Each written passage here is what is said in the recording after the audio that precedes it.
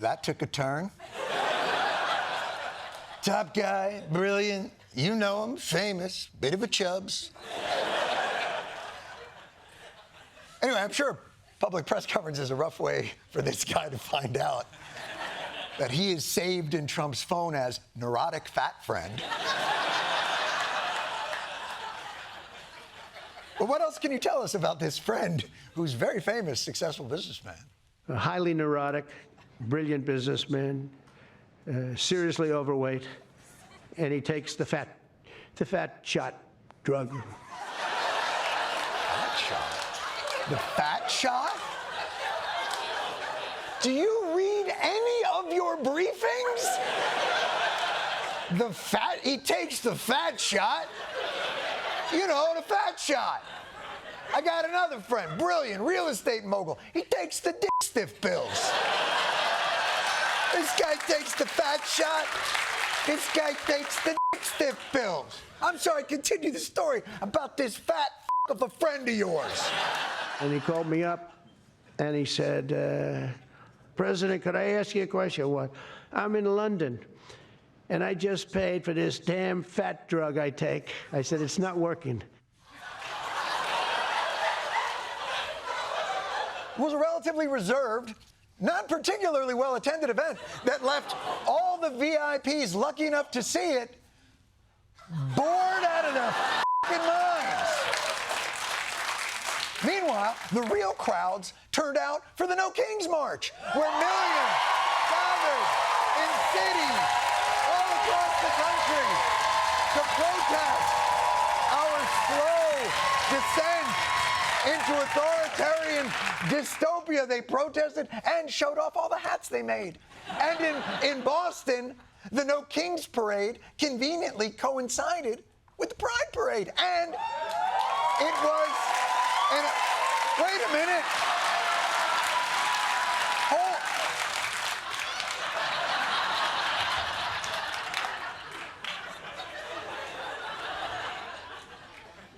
The gays have developed robot dogs as well?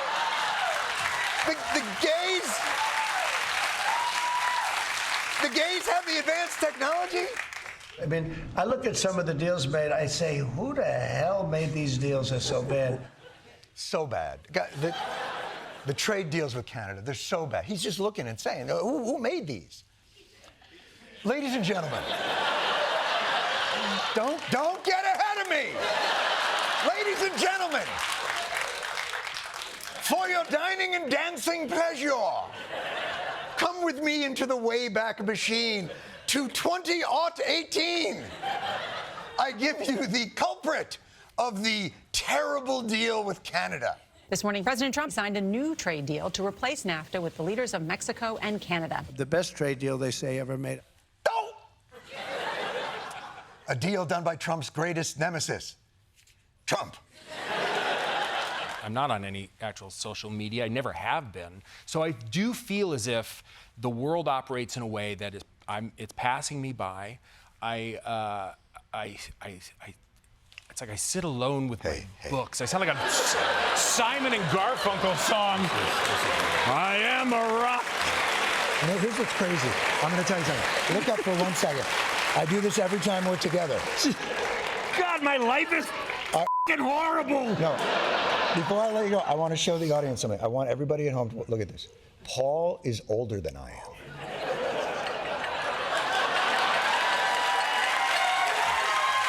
It is my pleasure to bring from His Majesty the King a letter. He sends his best wishes. It's an invitation for a second state visit. This is really special. This has never happened before. This is unprecedented. And I think that just symbolises the strength of the relationship between us. So this is a very special letter. That's how you do it, Zelensky! It's a letter from the king! It's got a wax seal on it. It was brought here by Harry Potter's owl. Ooh, ooh, what a delight! President Trump shared an AI-generated image of himself depicted as the Pope on social media yesterday. It's okay. It's fine. It's not the most presidential thing, but Trump and the Pope do share the same taste in interior design, so it's not the worst fit. And it's just a troll. It's not hurting anybody. I mean, Trump wasn't going to heaven anyway, so it's not like it's gonna... I'm not gonna get distracted by it. But he can't really be the Pope, can he? Can he be the Pope? The last time a non-cardinal was Pope was back in 1378, when the Italian archbishop, who had been a monk, was controversially chosen from outside of the College of Cardinals, and he became Pope Urban VI. So, will Donald Trump follow in the 647-year-old footsteps? No, he won't. You see what you're doing to people, Trump? MSNBC's got to waste valuable airtime fact-checking your f***ing nonsense. Time they could have spent frowning, sighing, and rolling their eyes.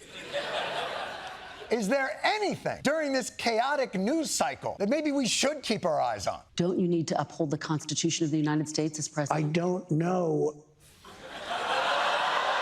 MAGA world, as you know, is demanding the Epstein files, and yet somehow still has lined up behind Trump to defuse this apparently specific file. Starting with the fact that Trump couldn't have written that birthday card. He doesn't know all the words that were in it. Somebody did an AI search, and out of decades and decades and decades of being a public figure and now a political figure, Donald Trump has never used the word enigma.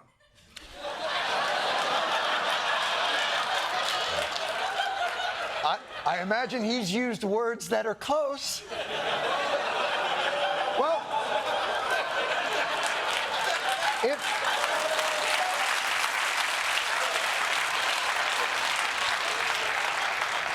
Well, if AI cannot find reference to the word enigma in all of Donald Trump's communiques over the roll 212. I'm first, Carson's second. Now, Carson's an enigma to me. Carson's an enigma. He knows the word.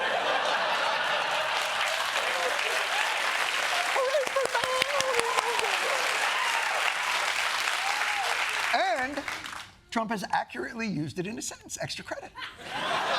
President Trump is truly the most transparent and accessible president in American history. We have truth on our side at this White House. I think everybody, the American public, believe it's absurd for anyone to insinuate that this president is profiting off of the presidency. It's frankly ridiculous that anyone in this room would even suggest that President Trump is doing anything for his own benefit. That's all he's doing. By the way, I think the more she lies, the bigger her cross gets. Is that possible? It's like some sort of weird Pinocchio cross. The president can't be bought. These deportation orders are so popular, they have collabs. TV personality Dr. Phil tagged along on a Chicago raid. You've never been deported before? Dr. Phil. Dr. Phil. Yeah? How do you know me? No, I seen Dr. Phil, you know, on TV. Yeah? Yeah. How do you know me?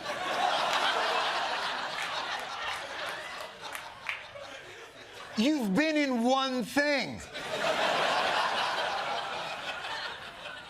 I guess Dr. Phil finally cashed someone outside.